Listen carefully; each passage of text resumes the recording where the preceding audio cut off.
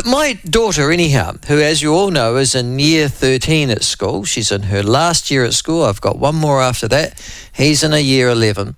It's interesting in actual fact because she's doing last year NCA. So her last year of NCA, obviously, she's been through years 1 and 2. Yes, they actually do have year 1. They haven't cancelled her school yet. But my son is in the first cohort of a group of kids who are doing Cambridge exams. So I guess as a parent, it's the first time I've had the practical appreciation of what the difference is going to be.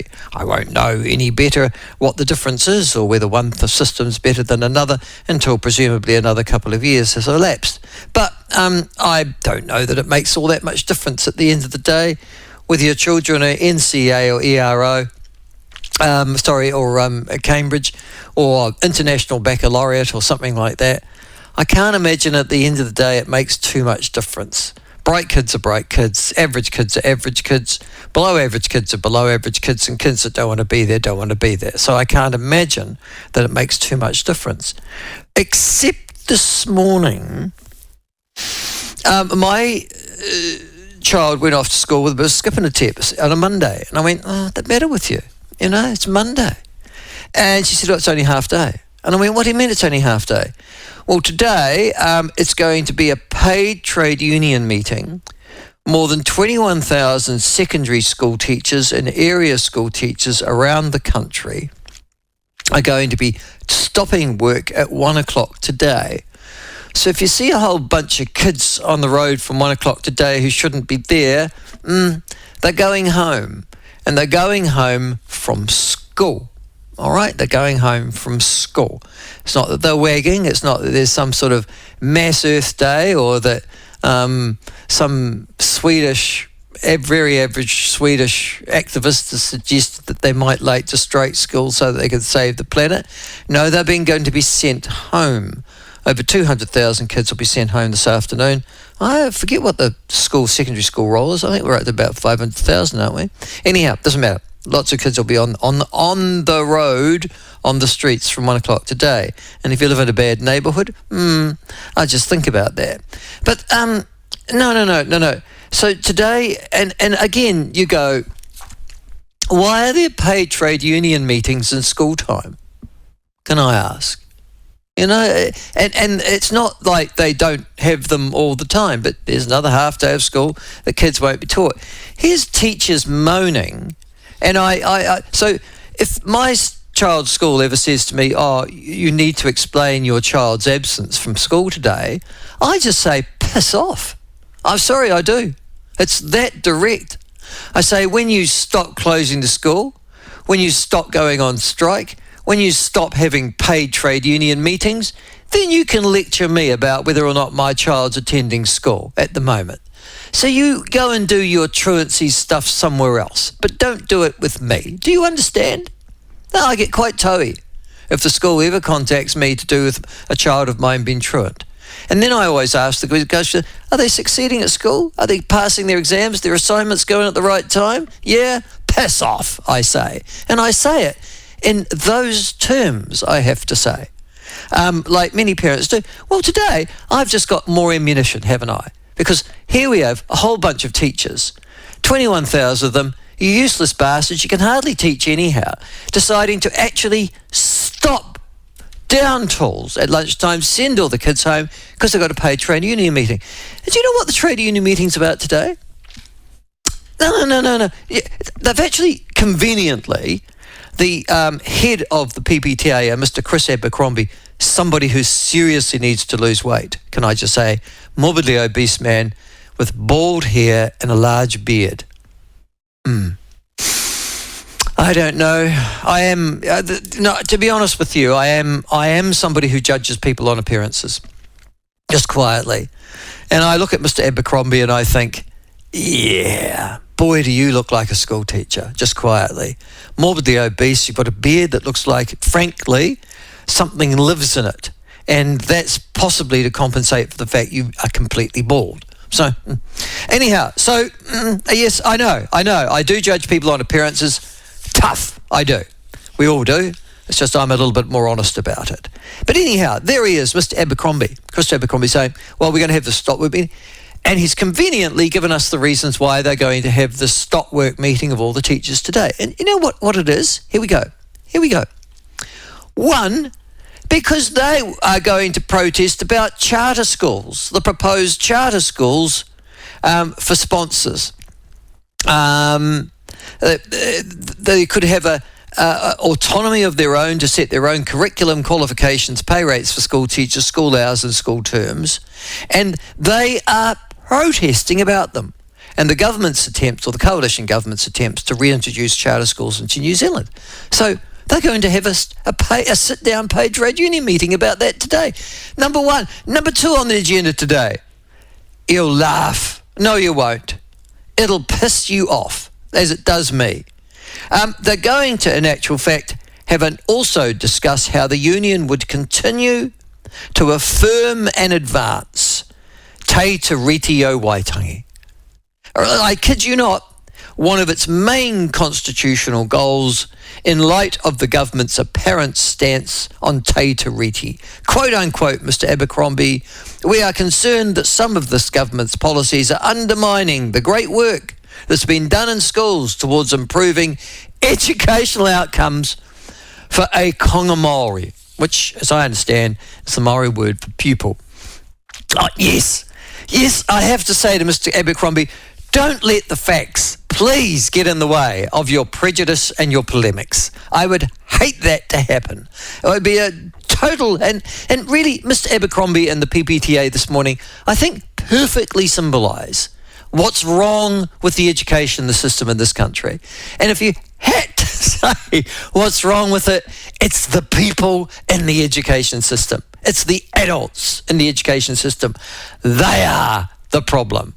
It's not the system, it's the people in the system that are the problem. And Mr. Abercrombie, boy oh boy, does he illustrate that most magnificently and luxuriantly this morning. So there you are. If you want to know where your kids are coming home, or there's a whole stream of teenage boys and girls knocking on your door or going, oh no, they're home, we can't burgle them this afternoon, and that would be happening in certain parts of New Zealand, there you go. The PPTA are downing tools today so that they can talk about charter schools, which they don't like. You know why? They're competition. Oh my God, what happens if their system turns out to produce better kids than theirs? We can't possibly have that. Let's shut it down immediately, number one. And number two, Te Tiriti o Waitangi. It is the centre. At what point did school teachers, who I think are thick anyhow, that's why they're school teachers, and another prejudice comes riding out of Michael Laws. But the other thing that I think about that is that at what point does Te Tiriti o Waitangi have anything to do with teaching my child English, classics, maths, science, general science? You know, stuff that you rely on, like empirical research, not some sort of mystic bullshit that your ancestors gave you 2,000 centuries ago. Physical education, food technology, design, art. Oh, gosh, yes, most of it, Western art. At what point does Te Tiriti come into that? It might have some sort of input, I guess, into social studies, because it's part of the history and the culture probably of your country, and it might have some part in the curriculum, I guess, of Maori, which is where I suppose it sort of naturally fits, although any more than anywhere else. But no, let's go and have a sit-down meeting today to talk about advancing Te Tiriti in our schools, a courtesy, and send all the kids home. Let's not teach them. No. The next time you school teachers and you school authorities lecture me or any other parent in this country about the fact that children aren't engaged in their education as well as they should be, I will simply hold up a mirror to you and say, there's the reason why. You are a bunch of hypocritical, mendacious morons. End of story.